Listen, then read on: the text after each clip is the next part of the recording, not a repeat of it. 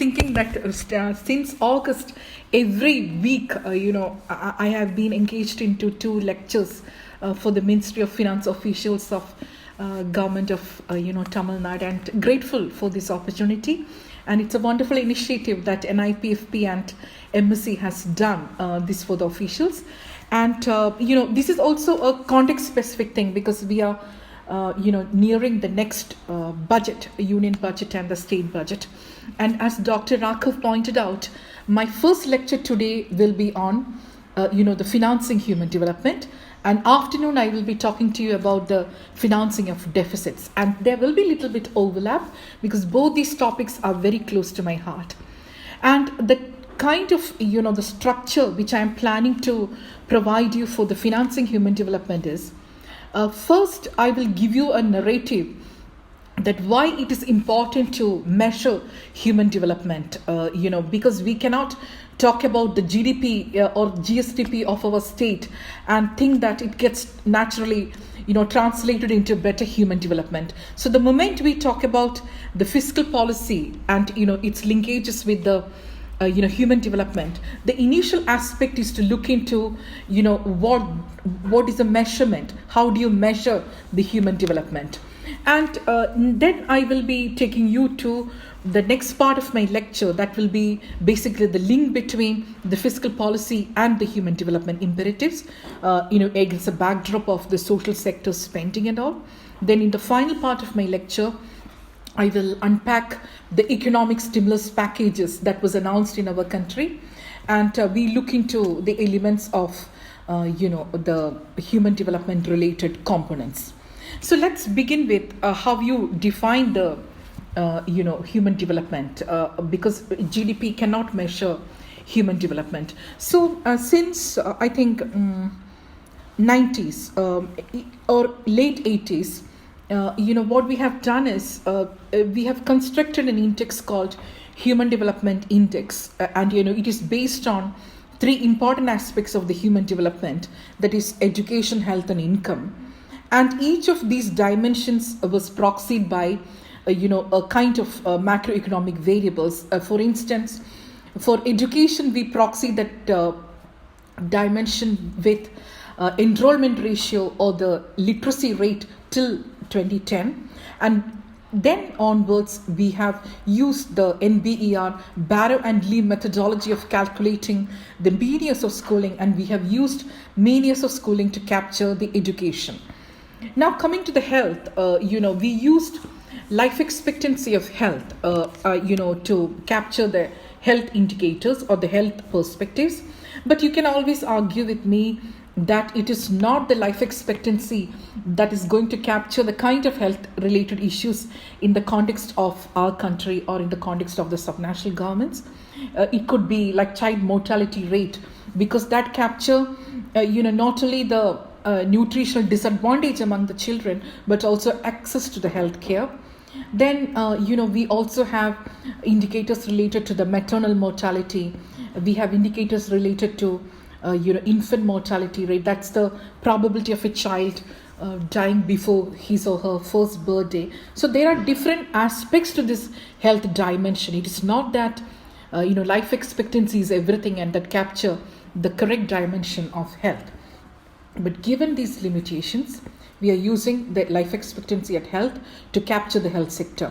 Then, of course, income, that's per capita in PPP terms. But, the proxies of education and health, especially in the context of South Asia, needs to be relooked. But as it's a global index, we need to think that, we should have a comparability between our region and the rest of the countries in the world, so that we have to do a normalization procedure to construct this human development index. In the sense, the denominator needs to be constant so that we can compare across countries or across states or whatever be the unit of analysis. In that sense, it's little technical, but don't get bothered about these technicalities. But I need to tell you this. I will circulate the notes of this technical notes anyway with Dr. Raghav, because I have promised that I'm going to give him the materials. But I'm thinking that what could be the simplest way I can talk to you about this normalization procedure. For instance, life expectancy at birth. We are expecting a priori that the maximum life expectancy is 85 years and the minimum life expectancy is like maybe 20 years. Then using that minimum and maximum, we get into this normalization procedure using an index. It's like this: denominator will be max minus minimum, and numerator will be like what is the life expectancy of your country or the state or whatever the unit of analysis. You use that x, which represents the life expectancy of your country, minus, take the deviation from the minimum life expectancy. So it's like numerator will be x minus whatever minimum we anticipated or we have determined a priori, that is the 25 years. Then denominator will be max minus minimum. So each of these variables in this indicator undergo this normalization procedure, and then we construct this human development index. So education, the maximum, of course, it's 100%, if it is education, literacy, enrollment rate. So we expect that it has to be 100%. And minimum is 0. And there are, of course, differentials in the sense health is a behavioral axis, because we need to get sick to access, to go to the health institutions. But education is not behavioral axis, it is demographic axis, in the sense the children belong to a particular age group. They need to be educated. So it's a demographic axis. Like we cannot say no to certain segment of children or anything. So that's a demographic axis, but health is a behavioral axis. So that's a basic difference. And now when we look into the public expenditure benefit incidence analysis, the inferences were alarming. It's like sad. Like, why a particular segment of population is not accessing health and education in our country? What is wrong with the financing human development or the public policy perspectives that these segment of the population or the coverage is not 100%, or why it is happening like that? We need to take a step back and to get into the narrative of the fiscal policy or the financing human development issues, in the sense, equal opportunity in education and health, that is there, because budget or a fiscal policy or financing human development decisions, that does not discriminate any people. So there is equality in processes. But why this equality in processes has not translated into equality in outcomes? So that's why, financing human development, that role of public policy needs to look into certain aspects which removes the unfreedom of the people, so that everybody can participate in the economy equally, whether it is education, whether it is health, or any other social sectors or non-social sectors. That's why, the paradigm, the basic narrative of the financing human development to remove the unfreedoms of the people needs to be, based on that equality in outcome, not the equality in processes. Then we need to adopt a different paradigm, in the sense we need to adopt the equity approach rather than the equality approach. So that's about the macro framework. Now, what are the other constraints within the existing macro framework to go ahead with such kind of financing human development decisions?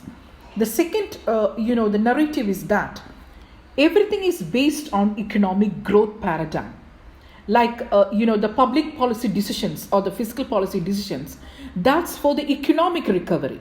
So we look into the GDP numbers. If there is no recovery in certain sectors, we work out the public policy in such a manner that we get an economic recovery.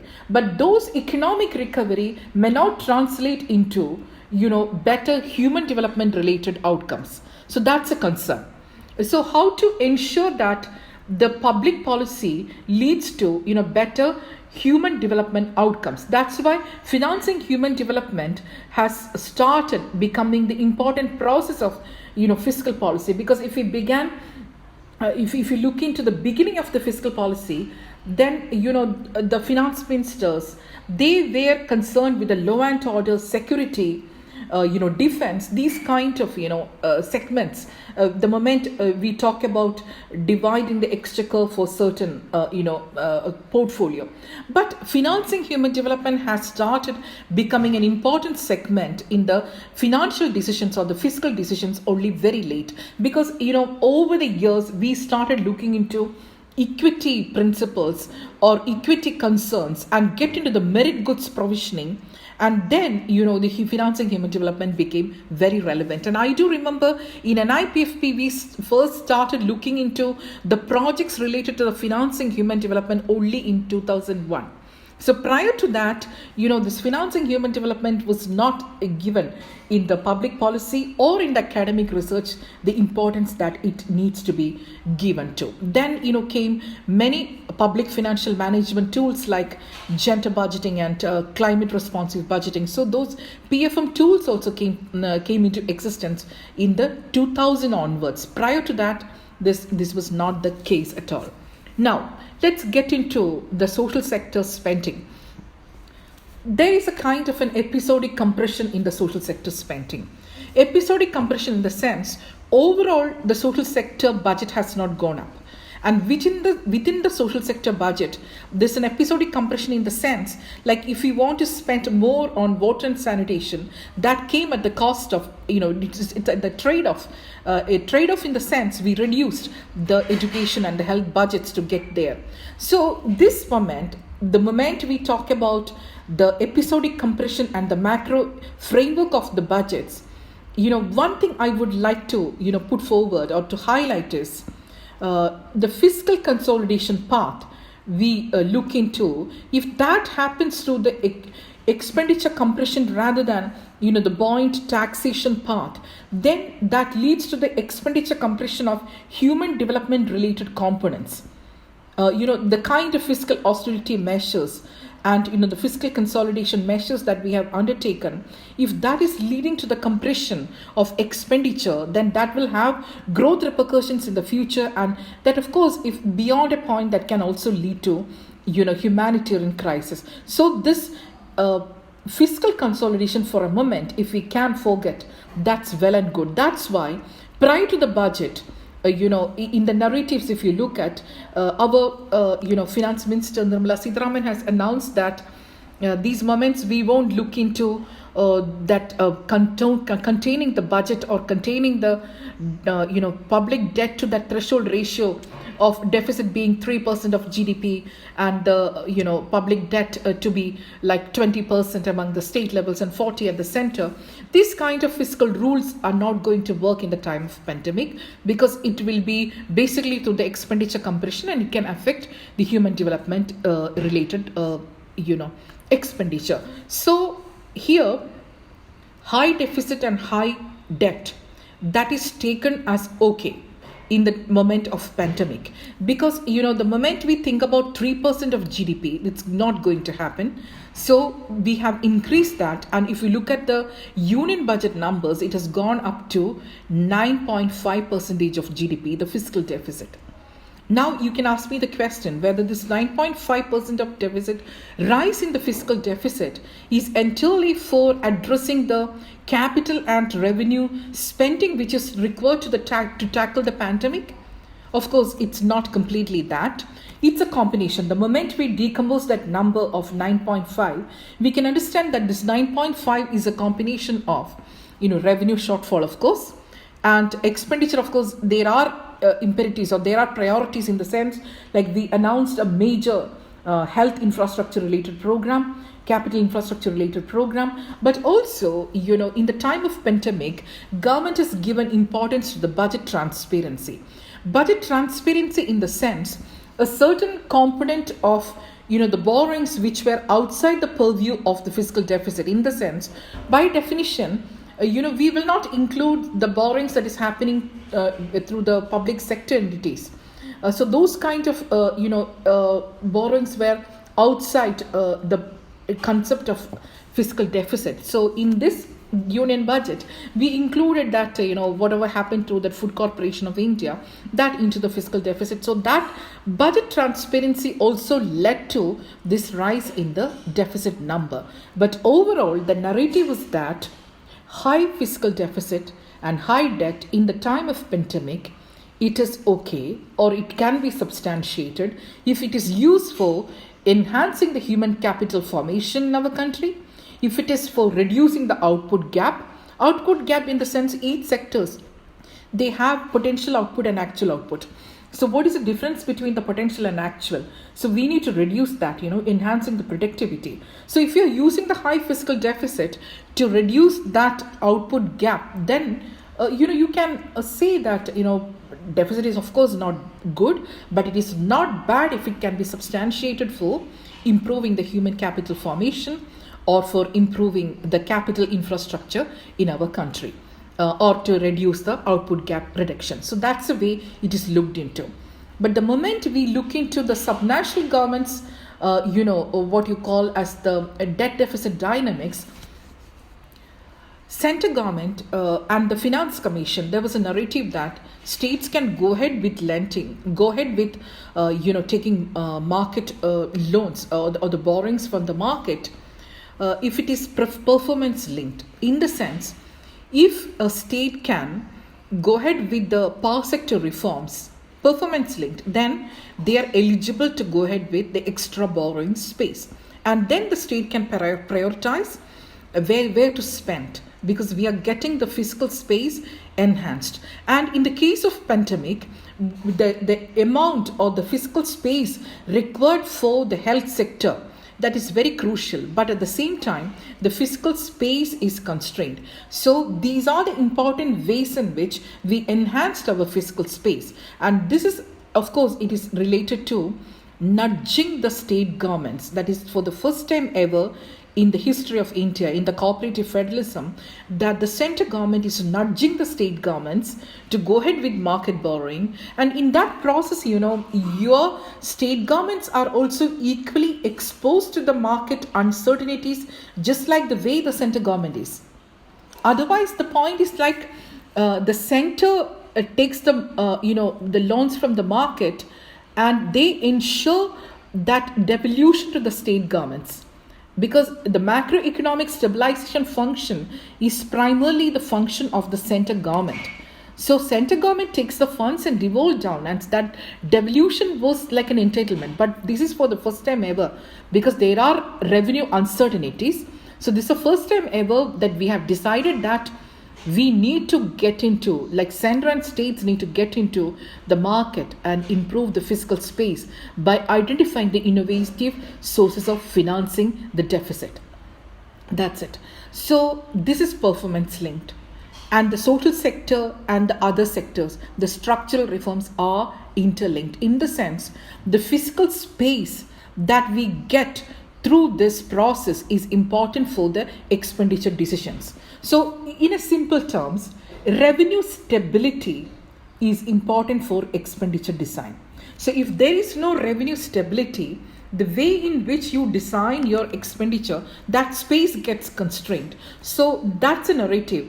And when you compare the context of Indian finance commissions or the finance ministry's decisions with Western world, the fiscal space was higher in the Western world. They could provide what exactly was announced by United Nations Secretary General, that the pandemic packages needs to be 10% of GDP.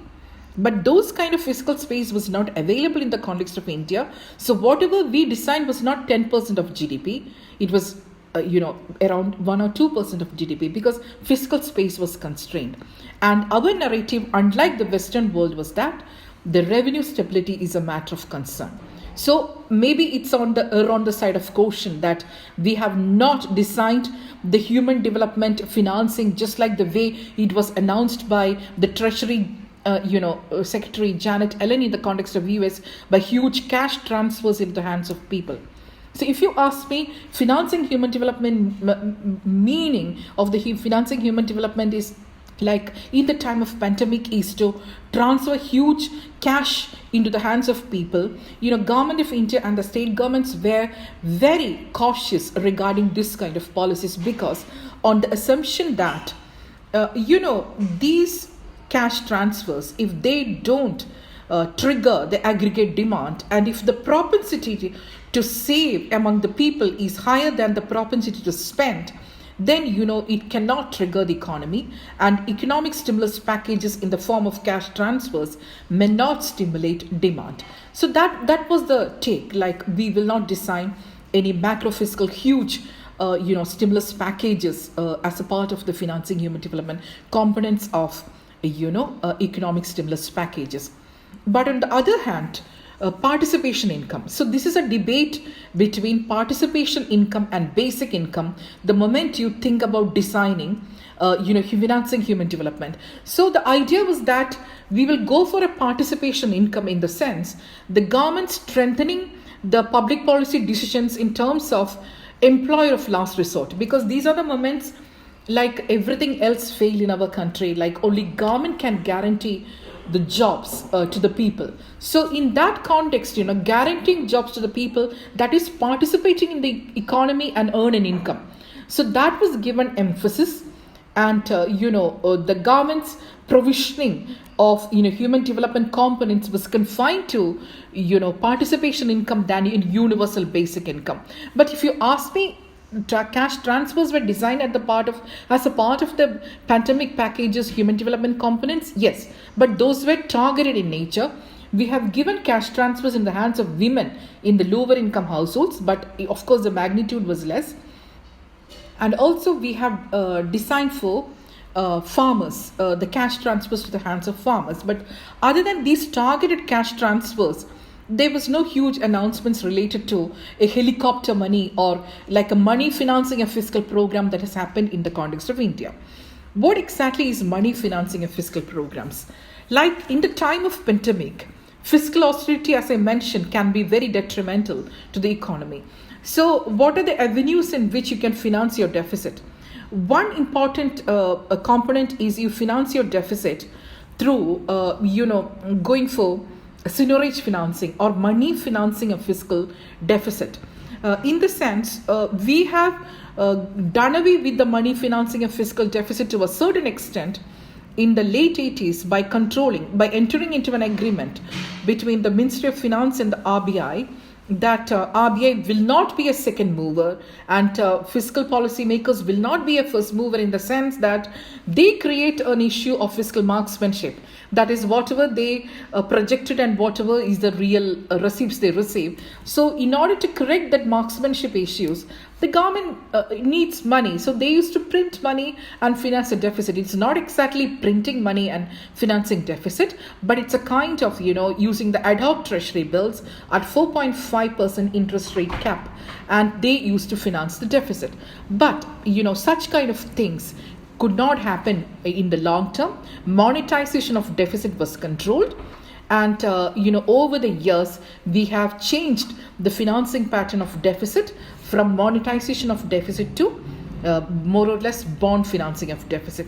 But now there is a rethinking or the re-emergence of these debates in the context of India, that, if you look into the debates by Professor Kaushik Basu, who was the Chief Economic Advisor of India, and also, if you look into the debates by Professor Abhijit Banerjee, who is a Nobel laureate, and also industrial doyens like, Kartik Mahendra, they argue that, you need to look into the question of seigniorage financing of fiscal deficit, because fiscal austerity can be costly, and you need to get into improving the avenues of financing the deficit so that the appropriate expenditure decisions can be made.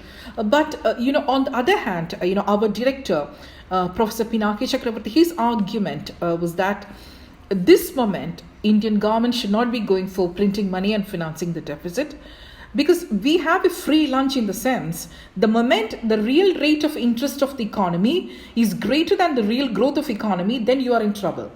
Like the cost of credit is greater than the growth of economy. Otherwise, if G is greater, then you're growing out of your debt. You're growing out of it. So if that is okay, then you can go ahead with high debt or deficits. But the moment the real rate of interest, that's the cost of credit, is greater than the real growth of economy, then the debt is unsustainable. I know that Professor Shanmugam will have a session with you on the sustainability of the debt, and he will be talking to you in detail about what I mentioned. But I just want to flag that two important variables here are R and G, the real rate of interest and the growth of economy. And if the R is greater than G, then you cannot go ahead with bond financing of deficit for a long time, and you need to switch over to the monetization of deficit. So that's a punchline which Professor Pinaki, our director, also pointed out. Now, if we cannot go for this monetization of deficit, what are the other avenues? What Government of India has done is we have gone ahead with the privatization proceeds.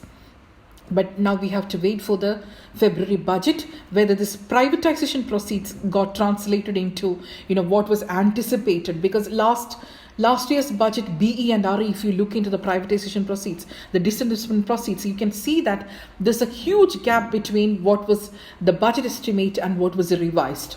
But our aspirations are high. This year also we are trying. We have to wait and see whether that could be an ideal way to increase or to enhance the fiscal space in our country. Now, coming back to the economic pandemic packages and the human development components in it. And we have to move ahead with the economic growth plus paradigm to incorporate the financing human development decisions. So in addition to the economic recovery programs, what we have to design is we have to get into the elements related to food security, the components related to social infrastructure, especially the education and the health sectors. We have to get into the aspects related to social security measures in addition to the social infrastructure. And also we have to enhance the government acting as an employer of last resort. But when we look into these areas, we came to the conclusion that the components related to whether it is food security or social infrastructure or social protection, the components related to these components were just insignificant.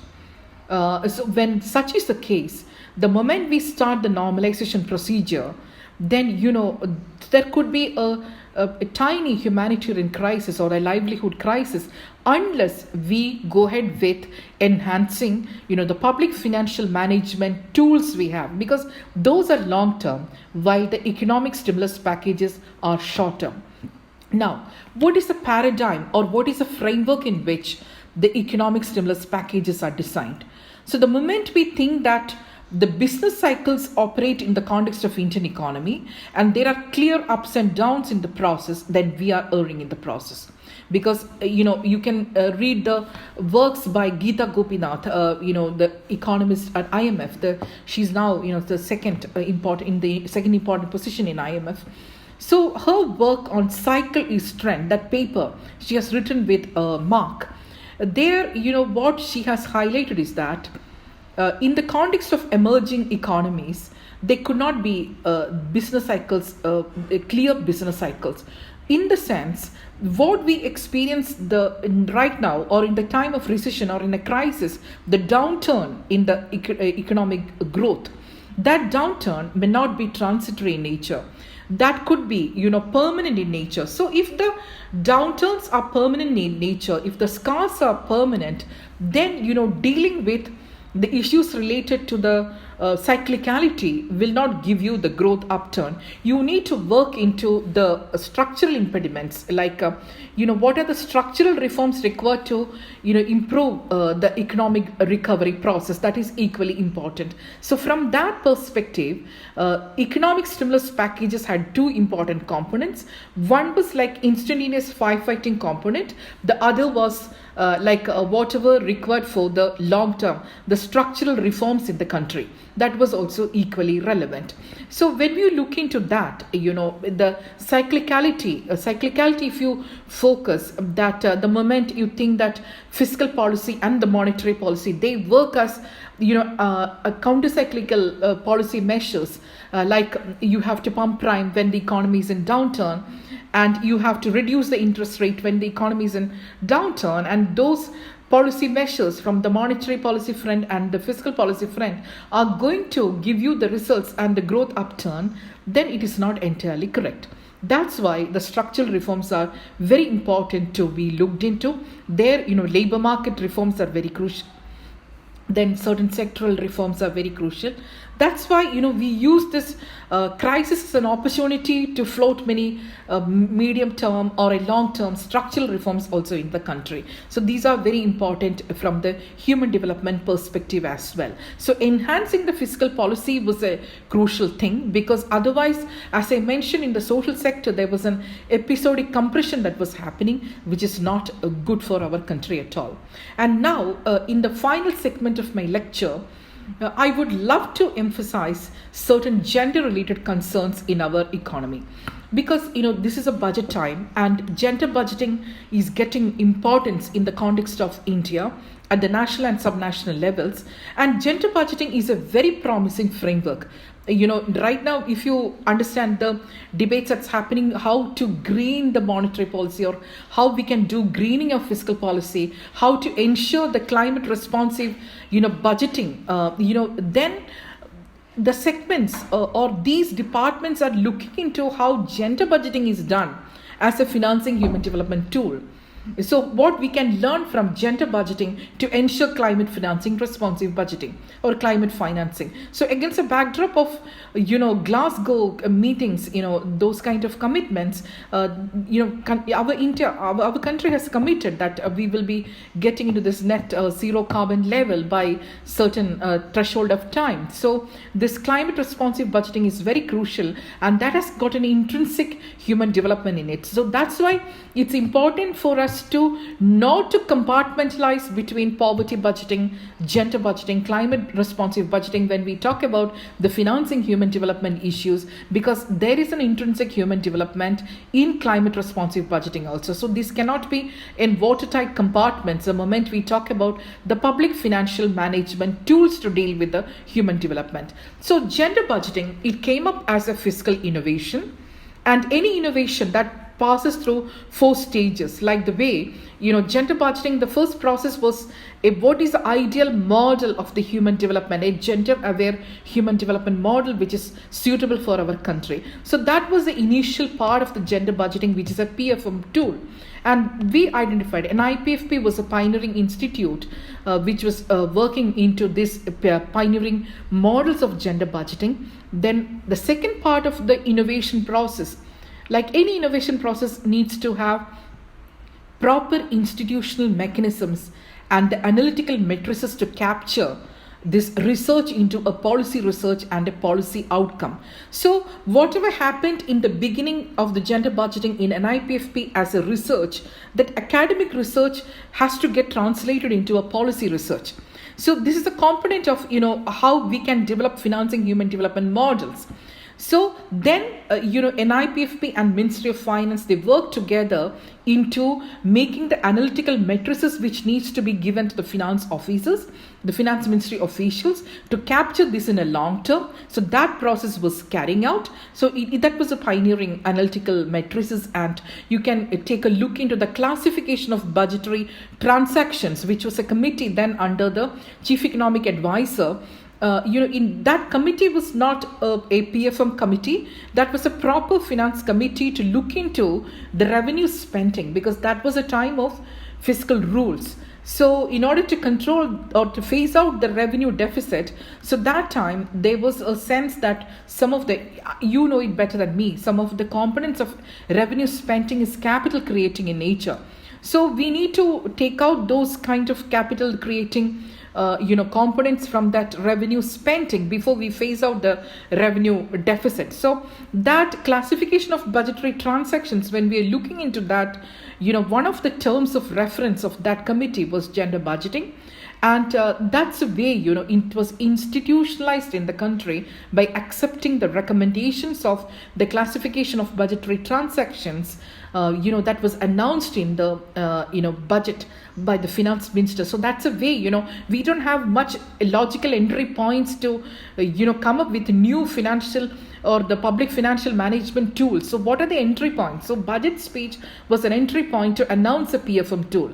So then in 2004 it was announced as a PFM tool that India will be getting into this process of sustainable process of gender budgeting in the long term, and a statement was opened in such a gender neutral statement like union budget. Now it is all, it looks so normal.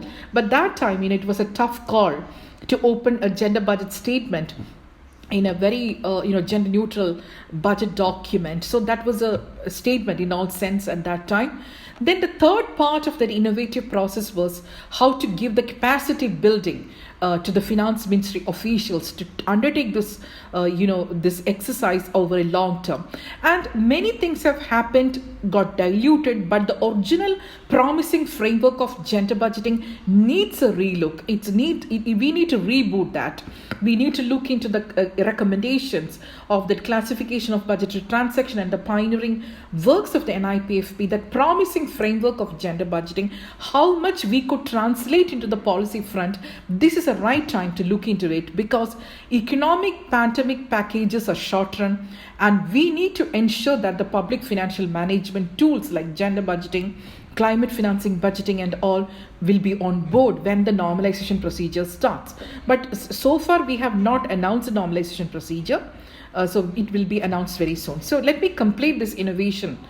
Because I mentioned that the PFM tool, that's a fiscal innovation. It has passed through many stages like knowledge and the model building. Then we got into the institutional mechanisms and building the matrices, analytical matrices. Then we got into the capacity building process. And the final stage of an innovation process is the accountability mechanisms.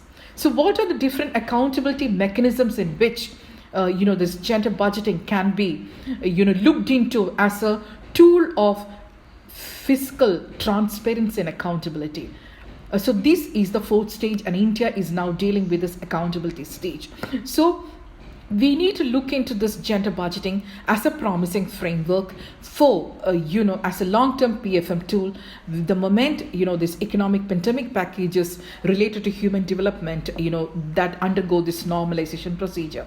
Now, this is only one part of the picture. Financing human development and the public policy, when you look at public policy, has got two important, tools, important components. One is, of course, fiscal, the other is monetary. And recently, it was music to my ears when Michael Patra, of RBI, his speech, you can take a look into that speech on financial inclusion. And he openly confessed the point that distributional issues are also the part of monetary policy. So that is directly linked to the human development perspectives. Earlier, through an agreement, we call it as a new monetary policy framework, that agreement between the RBI and the North Bloc, we entered into an agreement which is called the new monetary policy framework, and the sole objective, the single objective of RBI was confined to the price stability. So this is quite a constrained space now. It is rules based. Of course, there is no Taylor rule that's on the basis in which we calculate this inflation targeting. That is not as a part of this NMF, new monetary framework. If you look into the policy document, that rule is not visible. But the inflation targeting is based on two components. One is your inflation anchor, which we believe it's 4% in our country. It's taking a deviation from the inflationary expectations. Then the next component is output gap. Output gap is a difference between your potential output and the actual output. But there are two unobserved variables in this. One is your inflation expectations. Inflation expectation is not absurd. So we need to capture the expectations. So since 2011, RBI has entered into inflation expectations survey. Like that, in the output gap, your potential output, what is your potential? So that is an unobserved variable. So people, economists, they use filters, econometric methodology to capture that potential. And that is like you take a series, you remove the cyclicality, you take and you call the trend as potential.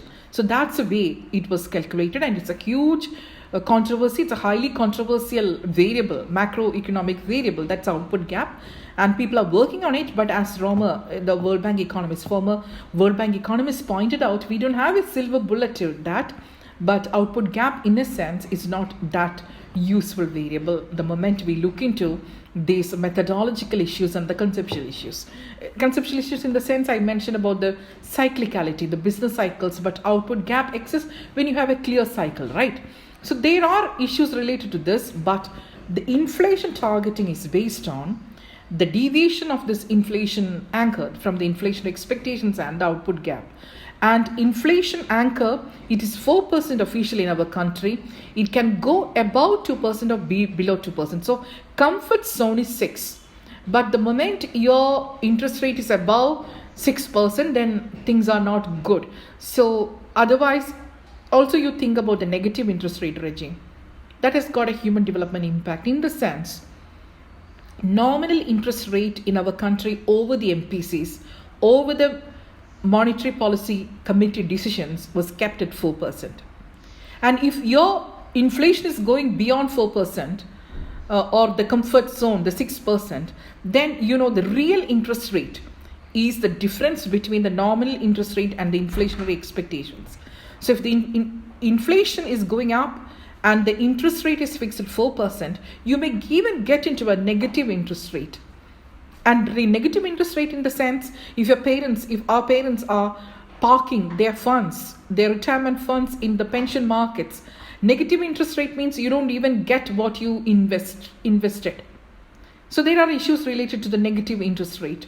So that's why monetary policy has got huge limitations to tackle the human development related issues, or even in terms of economic growth recovery. So in spite of this heavy lifting done by RBI, there are limitations for the monetary policy to create waves or to create a recovery. That's why the fiscal dominance is so crucial for economic upturn or human development formation or human capital formation. And what could be that? We need to give emphasis. The moment we think about the fiscal dominance, fiscal space matters. And the moment we think about the fiscal space, debt deficit dynamics matters. So unless we tackle all these macro concerns, then we cannot speak about the financing human development, because where is this fiscal space for those kind of expenditure? That's very crucial. And as I mentioned about that social infrastructure, this moment we cannot think that revenue spending is bad. Because if you look at the numbers in your state also, revenue deficit numbers may be bad at this moment, but own it. In the sense that if you think about the counterfactual, if you control the revenue spending which is required for the economy, especially in the health and education, because health, we need to vaccinate the people. We need to be prepared at the primary, secondary and tertiary levels. That health infrastructure preparedness, health professionals, their salaries, these are all very important. At the same time, unlike other countries, the ratio of health spending to GDP is less than 1%. Does it, you have to ask a question, is it because the size of the economy is, relatively smaller? That's why we are not having size of the government and this decisions related to the health spending, are these related? We have to ask such questions. And many empirical evidence that prove that the size of government and the health expenditure decisions, these are unrelated, because we can see that there may be many countries in which the size of the government may be lower than that of India, but their health sector spending to GDP, if we look at, that will be higher than the case of India, which is less than 1% of GDP. So this you need to look into. And vaccination is quite important. And we have taken decisions regarding, the eligible population. And now it is regarding the 15 to 18, doses for children. So these decisions, because it is primarily a health crisis, unless we invest in the public, invest in the public health sector, we will not be able to avert the macroeconomic sector crisis, because it's a dual crisis. It is health crisis and macroeconomic crisis, but this health crisis is getting translated into this macroeconomic crisis. So to prevent that, we need to work with the health sector investment. So that's why the public investment in health sector is so crucial to avoid any kind of humanitarian crisis or a prolonged financial crisis. And that's why we need to identify what are the important ways in which we can increase the health sector spending and improve the health sector infrastructure in our country. Yes, and now my final point is, though we have these four components of food security, social infrastructure, social security, and employer of last resort, in terms of magnitude, it has been insignificant. So maybe in the coming up budgets, from the financing human development perspective, we may have to enhance the spending related to digital divide. That is, it is affecting the enrollment rates, because now the education is your access to internet and access to system. So we have data, unit utilized data available from the national sample surveys. And when we looked into that, the children having access to system and access to internet, that proportion of children, that is insignificant. If you look into that. So what are we talking about the moment we talk about social infrastructure in the time of pandemic? So this digital divide or the digital infrastructure needs to be tackled. That I think in the coming up budget we will strengthen it further. And the second point is, of course, the health sector. Third is financial inclusion. So as I mentioned, access to credit is equally important at the cost of credit. Monetary policy can work on the cost of credit, but access to credit, it has to be from the fiscal. I'm not talking exactly about the DBT, the direct benefit transfers, but the digital infrastructure in public finance, which is required for access of credit, access of poor people to credit, and the financial inclusion. These are quite relevant. So then livelihood crisis, how we can tackle. There, we have to wait and see whether government will be announcing a huge cash transfer program into the hands of the people, because all what we have announced so far related to financing human development was supply side.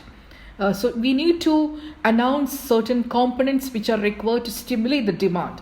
Otherwise, the picture is incomplete. Because in the last session also, Dr. Raghav pointed out about the liquidity infusion into the economy as a human development financing narrative. But liquidity infusion or the credit deployment has got its own limitations unless there is demand in the market. For instance, you may give loans. People take that loans, there is an interest rate. But once you undergo the economic activity of the production, you need market. So if the people does not have purchasing power, and do not have purchasing power, then where is the demand coming from? So this cycle needs to be completed. So our major narrative of the economic stimulus programs was like liquidity infusion into the market, credit infusion. But that's not everything. That credit narrative has got its own limitations in triggering the economy. We need to work out with the demand side and the credit side aspects of the financing human development perspectives. So these are the important thoughts. I thought that, like greening the economy also, I mentioned that these are not watertight compartments, but greening monetary policy is a huge issue right now, because Rekharam Rajan has pointed out that we don't have any adequate tools to deal with this crisis, because the toolkits are limited to go ahead with greening of monetary policy. That's what Rekharam Rajan has mentioned. But at the same time, he also mentioned that the primary objective of monetary policy is to look into the price stability and financial stability. But my counter question is, your financial stability is in turn affected by the climate risk and uncertainties, right? So there are, central banks like the Bank of England, they have floated many green stress tests and all to look into these aspects of how the climate financing or the climate risk and uncertainties is affecting your financial stability. So those kind of stresses are there. RBI is open to all these things towards the greening of monetary policy, but human development concerns and the distribution issues, and I'm quite happy that Michael Patre has he has opened the debate about the role of monetary policy regarding redistribution or the distribution perspectives, but the otherwise inequality is quite widening in the context of pandemic.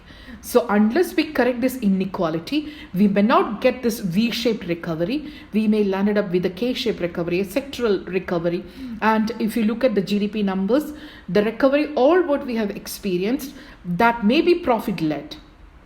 It's a profit-led recovery. And we have to get that recovery for all the segments of population, even the lower income quintiles. So these are the aspects that I look forward to the forthcoming budget, that these will be addressed. And I do believe that Finance Minister will not announce a normalization procedure, because normalization procedure means roll back the pandemic packages.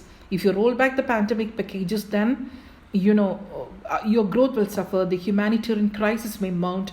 So I don't believe that in the forthcoming budget there will be a normalization procedure. And what could be the important announcement related to the normalization procedure?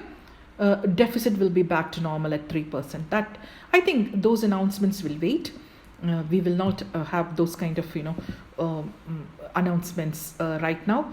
What we anticipate is we have to go back to 4.5% of GDP, our deficit, by 2026. That's the excessive deficit procedure roadmap given by Finance Minister. I stop here and look forward to your questions. Over to you, Dr. Raghav. To tackle the women's workforce participation in the country, to improve the women's workforce participation in the country to at least the threshold level. So if the fastest and the smartest way to develop is to increase the women's workforce participation, then we need to look into the care economy. We cannot confine our discussions to, just a paid sector or monetized sector. Now, what could be the public policy narratives regarding this? As I mentioned earlier, Finance Commission. Prima facie, we may not think that Finance Commission can, improve the life of women. How can they do that? Because their primary mandate is to take a decision on the devolution of funds, or how to give the tax transfers, of course based on a scientific formula. So the argument was that in that scientific formula, the indicators, the criteria which gets into this formula are the like population. And it was a huge debate, because finance commissions have decided that they will move away from the 1971 population to recent population. Then the states, they bounced back. The states which control the population bounced back, and they pleaded that how can you do this, because the states in which the population is controlled, those states will suffer if you take the decision that they will use the recent population data to devolve the funds. But that was partially corrected in the formula by using a variable related to the demographic transition, that is TFR, the total fertility rate, into the formula. But this is of course a gender aware variable, but I may not say that it could be a direct variable that related to gender discrimination. And the other variables are per capita income, that distance variable, then area, then you have a new variable on climate change. Climate change is a mandate of Finance Commission. So if the argument or the debate goes like this, the Finance Commission's primary mandate is to offset the fiscal disabilities across the jurisdictions. If that is the primary mandate, then how can socio-economic backwardness get into the discussions? Socio-economic backwardness related indicators needs to be into specific purpose transfers, rather than getting into the unconditional grants based on a formula, a scientific formula. If that is the case, the state's fiscal autonomy or the decisions in which a state can move ahead by prioritization of spending, that may be limited in the sense, conditional grants, they are tied grants and it is top down. So, what is the flexibility of the state to take decisions in a top down, specific purpose or a conditional grant? But the formula based grant is unconditional. So, if a state gets a lot of money unconditional in nature, untied in nature, then state governments can prioritize their spending pattern. And if the state governments decide that status of women in our country is crucial, their disparity in the workforce, their disparity in the wages are crucial, such kind of decisions can be made excellent at the level of states or even at the third tier. But the top down policies, that's what we economists call as one size fits all policies. Such policies can fail. And the moment we talk about the gender disparity in wages, one thing I need to flag, especially in the context of recession, crisis, or even in the context of COVID pandemic, we may look into the data of gender gap in wages. And moment we see that the gaps have reduced, we may rejoice. But that gap might have got reduced because of the downward harmonization of men's wages. But that's not exactly what we talk about the moment we talk about the disparity in gender wages. Because we don't want men's wages to be down to, reduce that gap. What we are arguing for is increase the wages and have it parity in the wage level between men and women, but not through the downward harmonization of men's wages. But when jobs are less, when salaries go down, when there is fiscal consolidation or the fiscal austerity measures, then the government may prone to curtail their spending and curtail salaries, decrease employment opportunities. So that's why we have to look into the macroeconomic framework of the gender disparity. What is a macroeconomic framework of gender disparities? Because the moment we talk about the gender disparity in labor market, it is not a matter of micro concern. It's a macroeconomic question. Because, fiscal austerity measures, if that is floated, if the fiscal consolidation in our state or in our country is floated through expenditure compression than through the tax buoyancy path, that will affect gender related human development. Why? Expenditure compression means the first cut will be on social sector spending, human development related spending, and that will have a huge repercussion on economic growth recovery, and it may even lead to humanitarian crisis. So that's why this moment we are waiting for our next budget. We have to wait and see.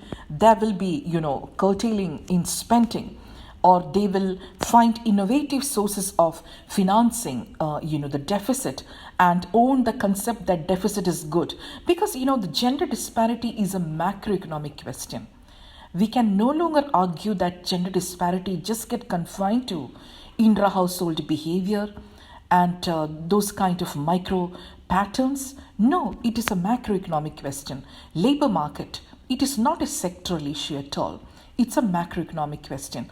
That's why, we need to look into the gender disparity, unequal pay, all these from the macroeconomic perspective, because that macroeconomic framework, its constraints, that get into these disparities. And the way a country, a constitution holds equality, that also gets into, other kind of equality questions in the context of a country. Because how you define equality in that sense, in India, we have a wonderful constitution. Say certain articles are directly referred to, the women's empowerment, reducing gender discrimination in our country. But why that legal fiat, those constitutionally provided, that guarantees are not getting translated into real outcome? That's because this issues related to gender discrimination is deep rooted in our country. It needs to be tackled at the societal level as well. But we need to work together. The stakeholders are multiple in this case. It's not only economists and academia. We need to work with the civil society organizations. We need to work with the law experts.